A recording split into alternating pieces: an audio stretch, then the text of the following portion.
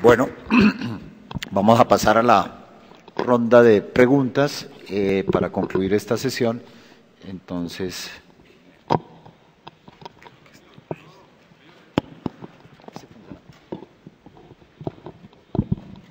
bueno,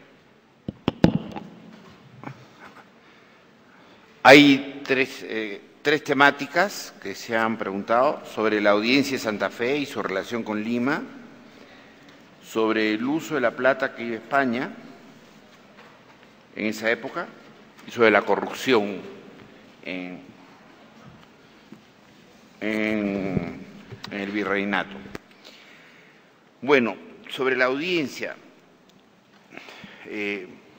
primero,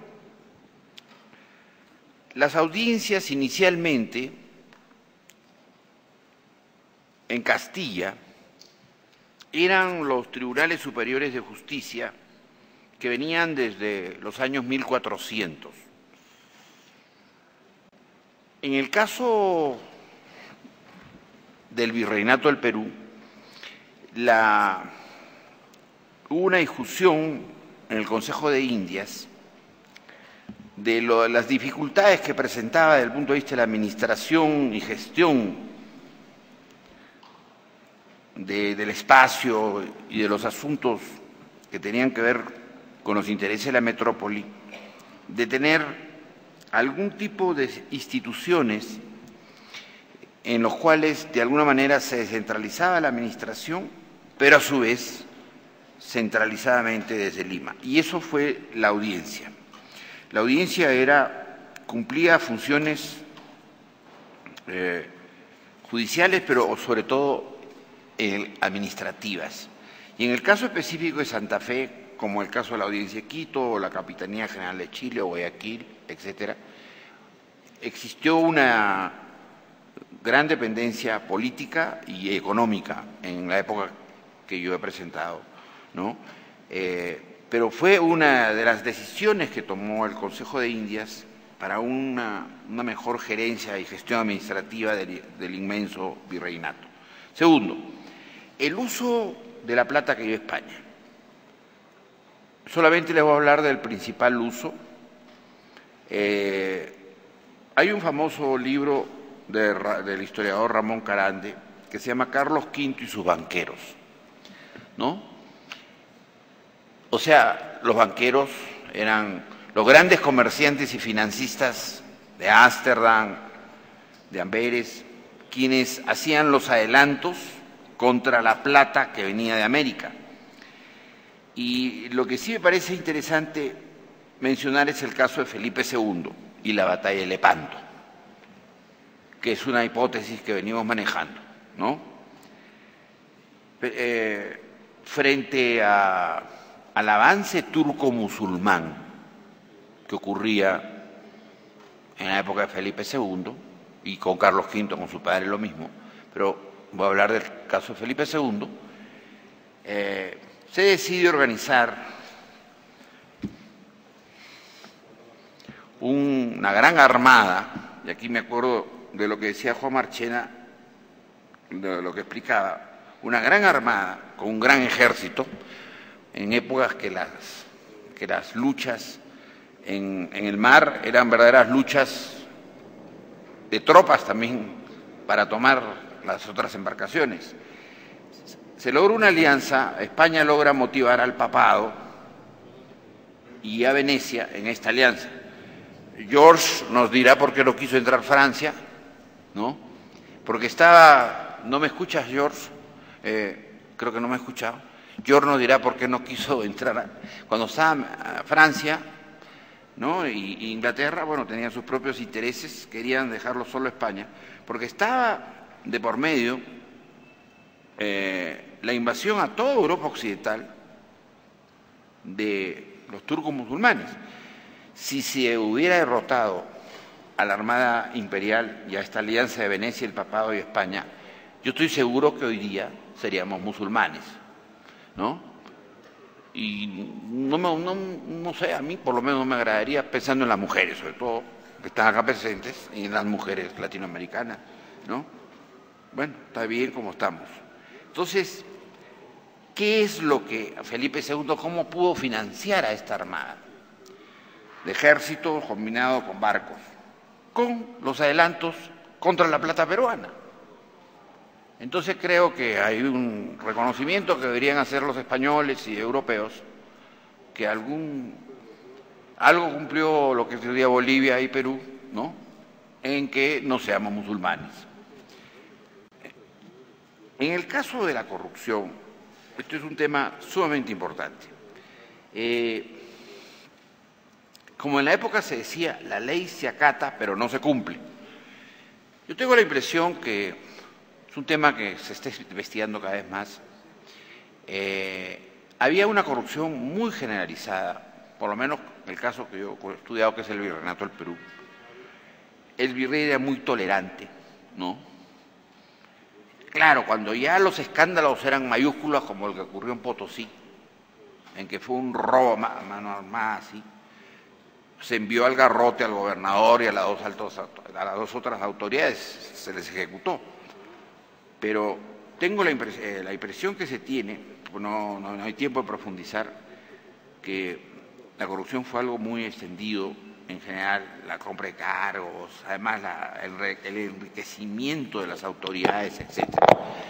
Yo no sé pues si eso será también una herencia colonial, profesor Heraclio, no sé, en América Latina, ¿no?, que somos muy propensos a este mal, pero es evidente que aquí también hay una historiadora que nos dirá, conoce más el siglo XVIII, pero por lo menos en las épocas de los Austrias, ¿no?, según se dice por los expertos españoles, la corrupción fue mucho mayor en América que con los Borbones, ¿no? Gracias. Bueno, gracias, profesor Juan Tantaleán y profesor Lomne.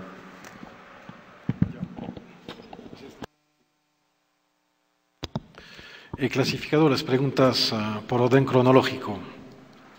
La primera, por favor, un comentario sobre las economías abstractas. Mencioné el tema porque la historiografía española lo está trabajando desde hace más de 20 años, los trabajos de dos historiadores en particular, el famoso España, de origen portugués, y el libro de Bartolomé Clavero sobre la economía del honor y el problema de las gracias.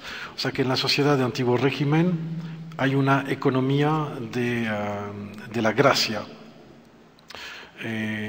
Todavía hoy, cuando ustedes dicen gracias a alguien cuando le da el pase, ustedes entran en esa economía del honor y de las gracias dando un favor espiritual. En el antiguo régimen hay un intercambio de don y de contradón muy importante de tono espiritual, cosa que ha desaparecido totalmente en nuestras sociedades, no totalmente, pero en gran parte. Obviamente a veces se resuelve de manera monetaria, pagar misas para que alguien se salve más rápidamente del purgatorio. O sea que en el antiguo régimen hay toda una economía espiritual que hay que tener en cuenta cuando uno juzga esta sociedad. No todo es mercantil. Hay otras economías en una sociedad en la cual Dios está en el centro de todo. La segunda pregunta, ¿podría ampliar las calificaciones heréticas dadas a los comuneros en los sermones? ¿Fue solo por los clérigos o se usó también en los discursos de las autoridades virreinales?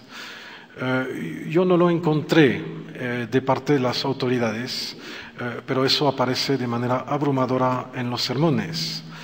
Muy a menudo se trata de opiniones sobreevaluadas. Para condenar mejor se fustiga más. Siempre hay que tener mucho cuidado con las fuentes. Por ejemplo, las fuentes de justicia. Un fiscal acusador siempre tiende a exagerar sus acusaciones y muchos clérigos pacificadores exageran sobremanera lo que pudo pasar de parte de los que acusan. Obviamente condenan a los comuneros como heréticos porque a ojos suyos son disgregadores de la sociedad, están del lado de una lógica diabólica de dispersión y no de la unión.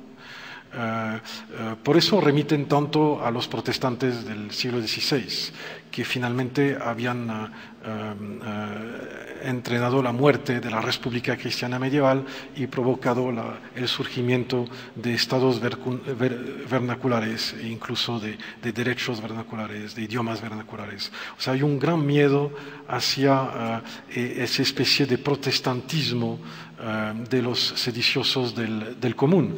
En realidad, los sediciosos del común son mucho más del lado del filo-jansenismo del siglo XVIII, pero es un tema muy poco estudiado. O sea, hay una enorme literatura antiabsolutista en el siglo XVIII, muy en particular en Francia. El abate Sieyès, el abate Grégoire, incluso Robespierre, son todos jansenistas.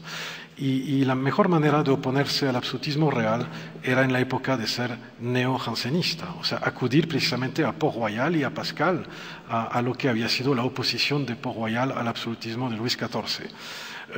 Pero claro, los acusadores desplazan el debate y acusan de protestantismo, porque acusar de jansenismo es imposible, la península era filo-jansenista. ¿En qué contribuyeron los arrochelados a la disolución de las cuerdas de imaginación?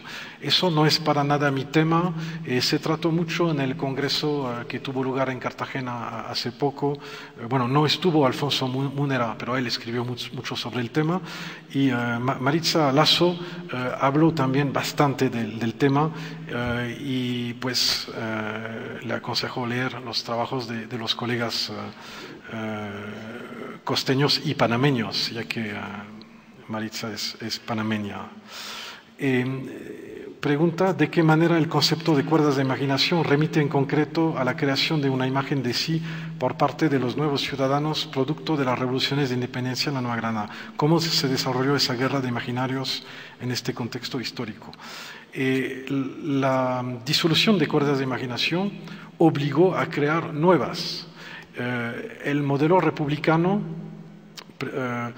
trató de adelantar la virtud como categoría moral capaz de reemplazar al honor del antiguo régimen.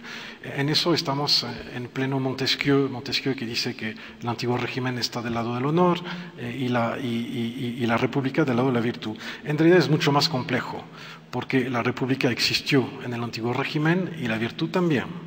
Así que las nuevas cuerdas de imaginación tuvieron que encontrar otras vías y en particular, como dice Destutt de Tracy, la vía nacional, porque la verdadera oposición está entre monarquía y nación y para nada entre monarquía y república, dice Destutt de Tracy en sus comentarios de Montesquieu, que era una de las lecturas favoritas de los neogranadinos en los años 1830. O sea que sí, nuevas cuerdas de imaginación a base de espíritu nacional y de virtud, pero la virtud republicana rescatada del antiguo régimen. Lo que sí tiende a desaparecer es el honor, salvo en ciertas familias. Ya. Bueno, muchas gracias a los profesores Juan Tantalián, profesor George Lomné, al profesor Matthew desde el video que nos dejó, y el profesor Heraclio, como siempre, concluye esta sesión. Buenas noches.